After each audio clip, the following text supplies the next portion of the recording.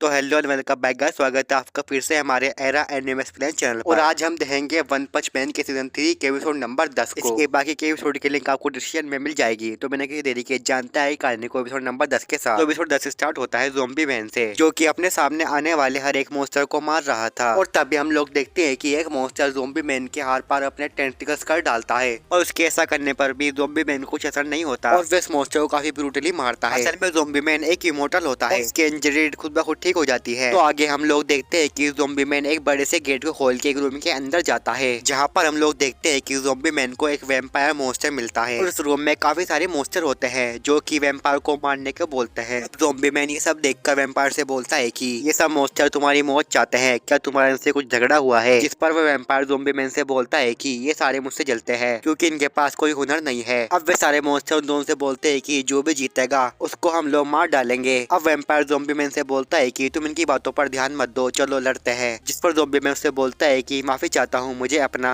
और zombie man ऐसा बोलकर उस पर फायर कर देता है, और तभी वैम्पायर ज़ॉम्बी मैन के पीछे आके उसकी गर्दन से उसका खून सोख लेता है। और वैम्पायर को ज़ॉम्बी मैन के खून का टेस्ट काफी ज्यादा घटिया लगता है। अब ज़ॉम्बी मैन नीचे गिर गया था, और ये सब देखकर ये मॉन्स्टर बोलते हैं कि ये हीरो तो काफी कमजोर था, एक ही हमले में हार गया। और तभी हम लोग देखते हैं कि ज़ॉम्बी मैन उठने लगता है, और ज़ॉम्बी मैन को उठता देख वैम्पायर हैरान हो जाता है। और फिर बाद में वैम्पायर उससे बोलता है कि अपनी पूरी ताकत लगा के खड़े हो रहे हो, मैं एक वैम्पायर हूँ, मॉन्स्टर एसोसिएशन का असली मॉन्स्टर, तुम जल्दी ही हमारे बीच फर्क समझ जाओगे। पर तभी हम लोग ज़ॉम्बी मैन को देखते हैं जो कि अपनी बंदूक का यूज कर उस पर फायर कर देता है। और हम लोग देखते हैं कि वैम्पायर उसकी गोलियों को पकड़ लेता है। और फिर हम लोग देखते हैं कि वैम्पायर ज़ॉम्बी मैन पर गोलियां वापस फेंक देता है। और फिर वैम्पायर उन मॉन्स्टर से बोलता है कि इसे कहते हैं आसान जीत, तालियां बजाओ, मैं जीत चुका हूँ। और उन मॉन्स्टर की कोई रिएक्शन न देने पर वैम्पायर पीछे की ओर पलटता है, पर वह देखता है कि ज़ॉम्बी मैन दोबारा से खड़ा हो चुका था। और फिर वैम्पायर ज़ॉम्बी मैन से बोलता है कि यह गोलियां तुम्हारे दिमाग और जरूरी हिस्से पे लगी है, फिर भी तुम जिंदा कैसे हो? और तो और तुम्हारा खून बहना भी रुक चुका है। अब मैं समझा तुम एक इमोर्टल हीरो हो, ये सभी नकली मॉन्स्टर हैं और तुम एक नकली इंसान। ज़ॉम्बी मैन उसकी ओर बढ़ते हुए बोलता है कि अपना मुंह बंद रखो।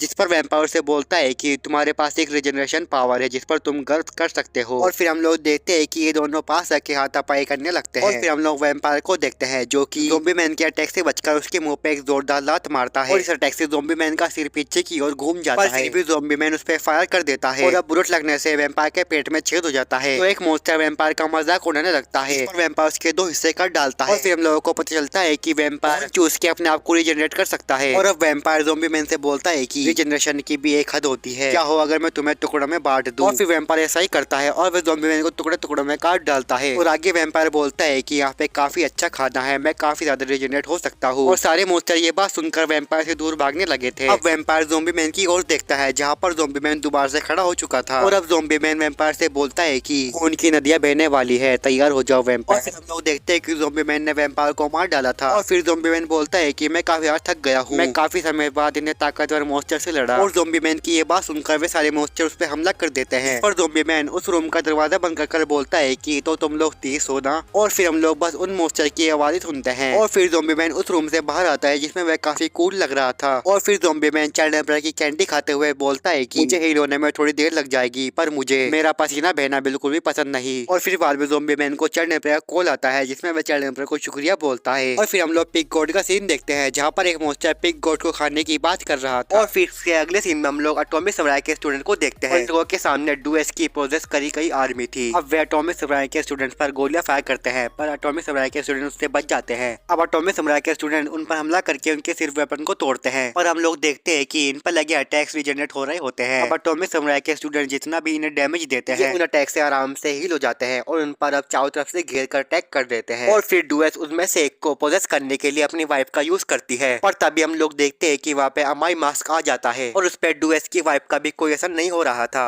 अब अमाई मास्क एटॉमिक समुराई के स्टूडेंट से बोलता है कि तुम लोग ऐसे चले जाओ, ये सब मुझ पर छोड़ दो। अब अमाई मास्क की ये बात सुनकर वे स्टूडेंट अमाई मास्क पर भरोसा कर लेते हैं और वहाँ से चले जाते हैं। और फिर डूएस अमाई मास्क से बोलती है कि अकेले इस हालत में पीछे रहना, तुम्हारा दिमाग तो ठीक है? जिस पर अमाई मास्क उससे बोलता है कि ऐसा सोचने वाला एक हीरो नहीं बल्कि बोझ है। अब डूएस अमाई मास्क से बोलती है कि जैसा मैंने सोचा था, तुम काफी कूल हो, चलो कहीं चल के सुकून के पल बिताते हैं तो मैं इन लोगों को आजाद कर दूंगी। जिस पर अमाई मास उसकी ओर बढ़ते हुए बोलता है कि तुम्हें सच में लगता है मैं ऐसी बात मानूंगा, तुम एक नीच मॉन्स्टर हो। और ये बात सुनकर डुएस उससे बोलती है कि मैं तुम्हें अपना बनाकर रहूंगी। और फिर हम लोग अमाई मास को देखते हैं जो उस आर्मी की ओर बढ़ते हुए बोलता है कि एक हीरो बनने के लिए बुराई को खत्म होना होगा। और फिर हम लोग देखते हैं कि अमाई मास उस आर्मी को एक ही अटैक में खत्म कर डालता है। और फिर डुएस अमाई मास पर अपने वाइफ का यूज करती है। और हम लोग देखते हैं कि अमाई मास पर डुएस के वाइफ का कोई असर नहीं होता। डुएस ये देखकर पीछे हट जाती है और वे अमाई मास से बोलती है कि मैं सरेंडर करती हूँ अमाई मास, मैं तुम्हारी सारी बातें मानूंगी। और हम लोग अमाई मास को देखते हैं जो डुएस की गर्दन पकड़कर बोलता है कि मॉन्स्टर को खत्म होना होगा। और फिर हम लोग एटॉमिक समुराई के स्टूडेंट का सीन देखते हैं। इन लोगों ने पिग गोल्ड को मॉन्स्टर को खाते हुए देख लिया था। और तभी उन सभी को नीचे से किसी मॉन्स्टर की आवाज आती है। अब इनके जमीन तोड़ने पर हम लोग देखते हैं कि वहाँ पर मलोंग हेयर नाम का मॉन्स्टर होता है। और हम लोग देखते हैं कि एटॉमिक समुराई के एक स्टूडेंट को उस मॉन्स्टर से प्यार हो गया था क्योंकि वह काफी हॉट था। और बाद में वह उस मॉन्स्टर को टुकरा देती है, जिस पर वह मॉन्स्टर उससे बोलता है कि ये बात कहाँ से आई। फिर वह मॉन्स्टर अपने बालों से उन पर हमला कर देता है। इस मॉन्स्टर के बाल काफी ज्यादा मजबूत और एक तलवार की तरह थे। वह मॉन्स्टर अपने बालों को जमीन में डालकर उन पर अटैक करता है। और अब ये लोग ध्यान लगाकर उस अटैक से बचने का काम कर रहे थे। अब एटॉमिक समुराई के स्टूडेंट अपने मास्टर की बात याद करते हैं, जिसमें वे एटॉमिक समुराई से पूछते हैं कि अगर कोई मॉन्स्टर इंसान से भी काफी ज्यादा पावरफुल हो तो उसे कैसे हरा जाए। इसके जवाब में एटॉमिक समुराई उससे बताते हैं कि इंसान को अपनी लिमिट को पार करना होगा। अब अपने मास्टर की ये बात याद कर ये तीनों स्टूडेंट्स उस मॉन्स्टर के सारे बाल काट डालते हैं। और सारे बाल कटने पर वह मॉन्स्टर मारा जाता है। और फिर इसके अगले सीन में हम लोग पानी में बहती हुई दो आंखों को देखते हैं। और फिर हमें एटॉमिक समुराई दिखाया जाता है जो कि खून की नदियां बहा रहा था। और फिर एटॉमिक समुराई को अपने पीछे से आवाज आती है। और फिर एटॉमिक समुराई के पीछे मुड़ने पर वे एक मॉन्स्टर को देखते हैं जो कि बड़ी बड़ी बातें कर रहा था। और हम लोग देखते हैं कि एटॉमिक समुराई उसे एक ही अटैक में मार डालता है।